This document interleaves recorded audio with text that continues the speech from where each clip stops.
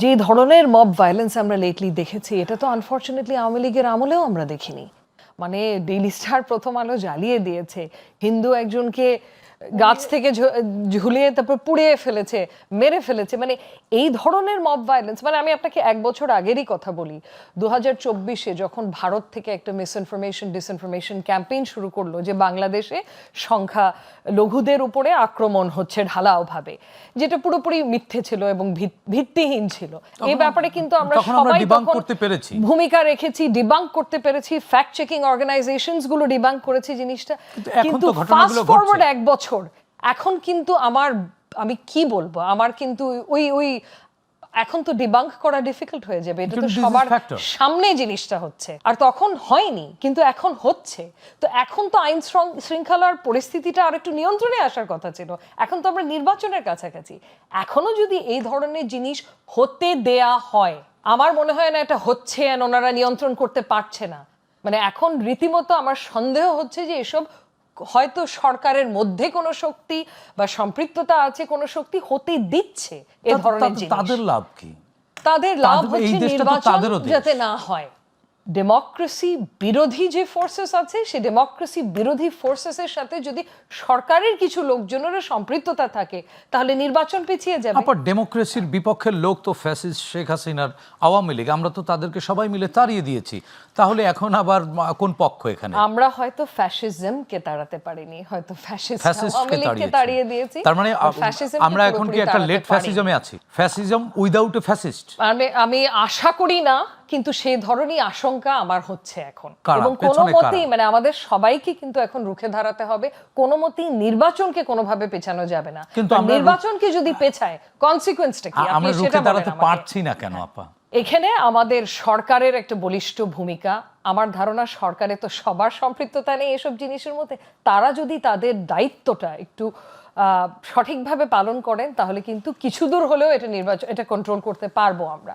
আর আমরা তো আছি, আমরা তো সব জায়গায় এটা নিয়ে কথাবার্তা বলছি। আমাদের যা বলার বলে যাচ্ছি, পাপিয়া আপারা বলে যাচ্ছে, ওনারা তো রাজপথে লড়ে এসেছেন এবং লড়ে যাচ্ছে, এবং আমি আশা করছি যে আমরা নির্বাচন একটা দেখতে পারবো। আমার সবচেয়ে বড় আশঙ্কা হচ্ছে, মানে আমরা আশা করছি কেন এখনো?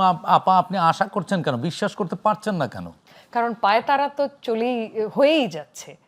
এই মব ভায়োলেন্সটা তো খুব বেশি দিন আগের কথা না, এটা তো আর প্রতিদিনই তো শুনতে পাচ্ছি, গুলি করে হত্যা, গুলি করে একে মারা হচ্ছে। আপনি কি কথা বলতে ভয় পাচ্ছেন? আপনি কি নির্ভয়ে কথা বলতে পারছেন না?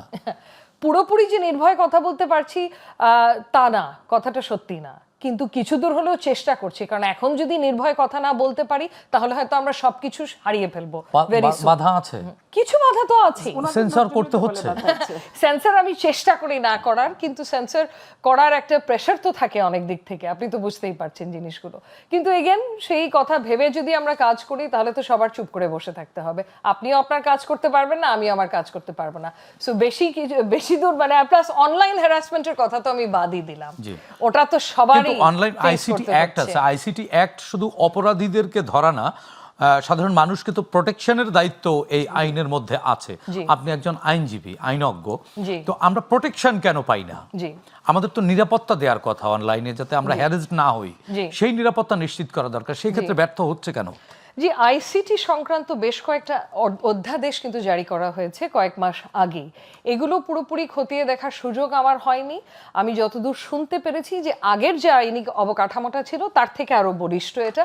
কিন্তু হ্যাভিং সেড দ্যাট, এই অনলাইন হ্যারাসমেন্ট, বিশেষ করে যারা ধরেন নারী নেত্রীরা রাজনৈতিক দলের, বা যারা পলিটিক্যাল অ্যাক্টিভিস্ট, বা ধরেন যারা জনস্বার্থমূলক মামলা করে, আমার মতো আইনজীবী, আমরা কিন্তু অহরহ প্রতিনিয়ত ফেস করছি, বিশেষ করে কিছু দলের বট বাহিনীর আক্রমণ ডেইলি বেসিসে আমার যেটা ফেস করতে হচ্ছে। আর একটু প্রশ্ন করি, সেটি হচ্ছে আইন তো হচ্ছে জনগণকে সুরক্ষা দেওয়ার জন্য, তাহলে সুরক্ষা কি পাচ্ছেন? আপনি একজন আইনজীবী, একজন ব্যারিস্টার, আপনি যদি আইনজীবী হয়ে আপনি ভীতু থাকেন, তাহলে সাধারণ মানুষ যাবেটা কোথায়?